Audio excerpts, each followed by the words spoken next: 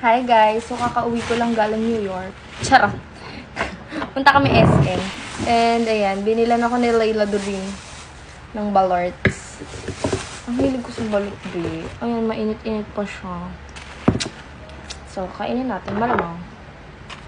So, napapanood ko kumain nito si Mentor. Sinasabi nyo kamukha ni Cyclone si Mentor. Tapos, basta natatawa ako pag kumakain siya. This is my first time eating balut. Balut pala yun, balut with you. Hindi O. Lagi ko nilagay balot. Okay lang. Pareho lang yun. Ah, sarap. Ang init. Ang ganda po ng ating balurts. So, lagyan na natin siya ng UTI. UTI. So, yan. Kalat ko lang. And then, suka. Kailangan yung suka. Kinakagat lang. Charot. So, yan. Sarap.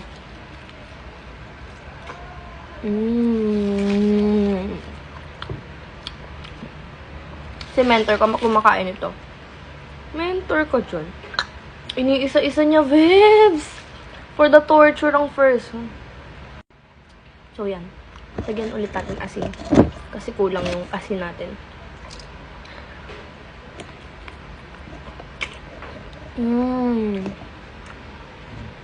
Sarap. Solid to. Yung nakaraan ko kasing nakain, guys, parang pangalawang init na siya kasi iba na yung lasa ng sabaw niya. But still, kinain ko pa rin kasi mahal na kaya nito. Dati 15 lang to. Ngayon 25 na. Grabe. Dahil mahal niya, hindi natin siya pwede sayangin. Kailangan natin kainin pati yung bato. Bato o buto? Ayun o.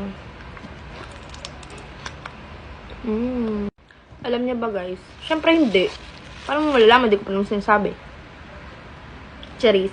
So, yun. Pang ano ko na to, pangatlong balot ko na to sa isang linggo. I mean, pangatlong kain. Tapos, kada kain ko, 3, 2, ganun. Share ko lang. Marama kayong pa ka, diba? Tapos, kapag nagka-UTI ako kakaasin, reklamo naman ako sa TikTok. Doon talaga ang buhay. Puno ng pagre-reklamo. Charot. Isa pa. Maaga ako nagbalot ngayon.